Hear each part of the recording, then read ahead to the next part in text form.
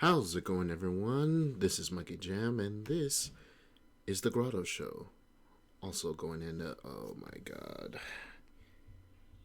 How do you mess up your own intro, dude? I don't know. But the thing is, like I said before, I'm just gonna have to go ahead and push these out here. Try to be moderately entertaining as much as I can. Because, well, if you haven't heard the situation, go ahead and check out the last video. If you already have, then you already know the score. Let's get started. This segment on the Grotto Show is going to cover a little bit of anime. Honestly, I really want to get back into anime, talking about it. Well, not only talking about it, but also just doing things with it, like going into manga, probably going to like panel to panel, just like, hey, look at this, hey, look at that, what is this implications.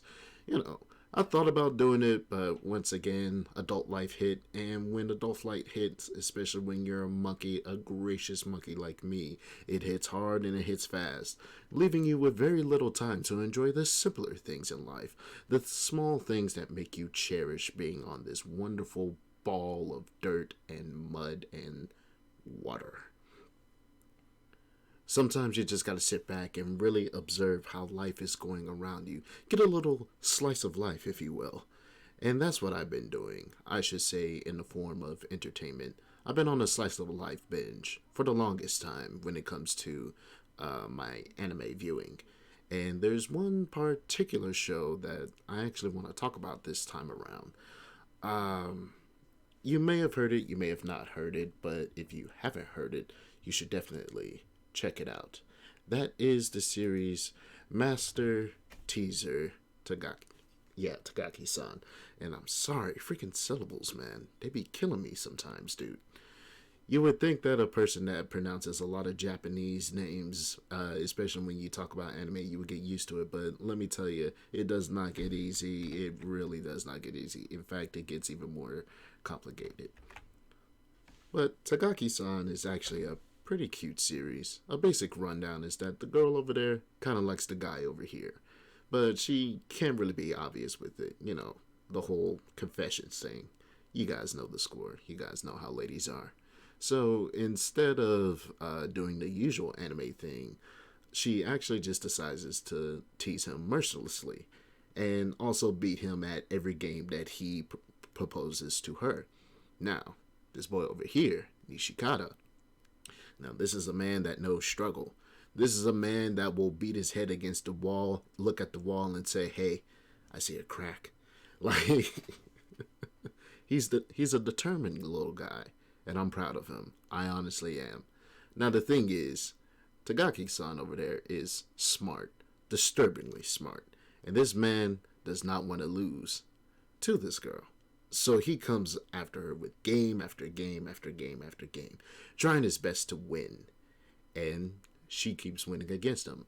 That was the whole dynamic when it comes to this. It's a will they, won't they type thing. You get to see how they do it. Will they do it? Will they not do it? Will he score a point? Will she actually reveal some of her feelings? Will he actually see that red flag and recognize that it is a red flag? It's a bunch of tension everywhere, folks. And when I tell you it heals the soul, oh man, does it heal the soul. But we're not talking about that. More specifically, I want to focus on Takagi-san herself, because the thing is, the more that I actually read the manga and the more that I watch the anime, the more that I realize that there's no feasible way that this woman could be absolutely human with basic human child intelligence. I refuse to believe that.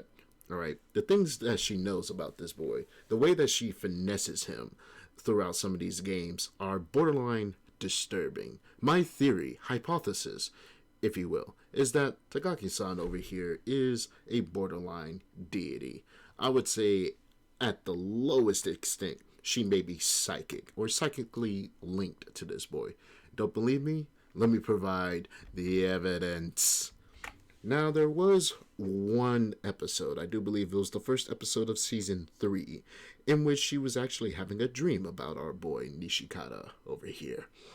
She imagined that he approached her with another game, a Jack-in-a-Box game. He pulls out a blue box, and she's supposed to open it. If she gets surprised, he wins. If she's not surprised, she wins. It's the whole usual thing. Now, if our boy Nishikata wins, she'll probably confess to him.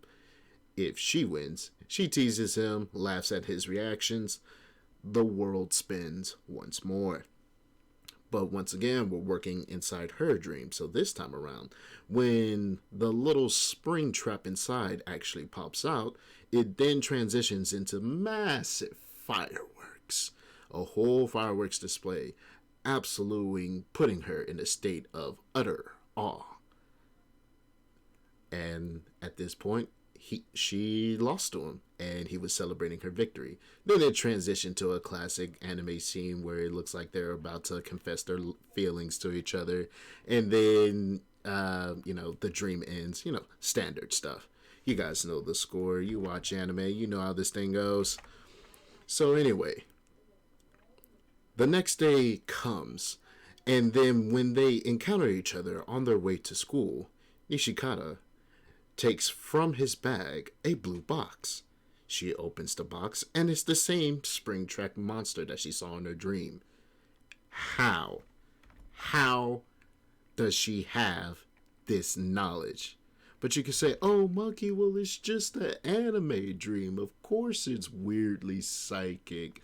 Come on, you gotta apply anime logic. Wrong. If you apply anime logic to this, then she's not theoretically a psychic. She is a psychic, at the minimum. There's a host of other evidence that I have that probably proves that she's a borderline deity, including making Sherlock Holmes deduction, like levels of deduction, to the point where she can literally time when this man takes a bath in order to encounter him at the bathhouse. All right? You think that's weird?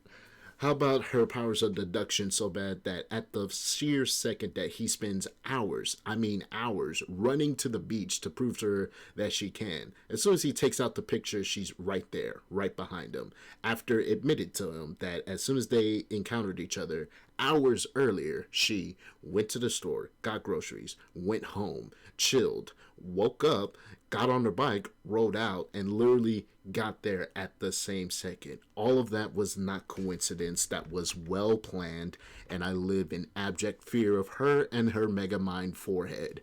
Alright? All of this is to say, I'm pretty sure that she's a deity, and if you don't believe me, definitely check out the series. I'm pretty sure you'll believe me after spending a few hours watching this woman finesse this boy and making him more flustered than me whenever you compliment me at the slightest degree. We got more videos to push out here, so I'm just gonna have to wrap this up pretty quick. However, if you did enjoy this, please feel free to go ahead and express your enjoyment or annoyment. I genuinely care either one that you put. You can comment it down below, follow me on my Twitter, you can do however you want to do in order to show your support or disdain for me. I honestly don't care as long as you're entertained. But anyway, take it easy, have fun, keep some music in your heart, keep on jamming. Monkey out, baby.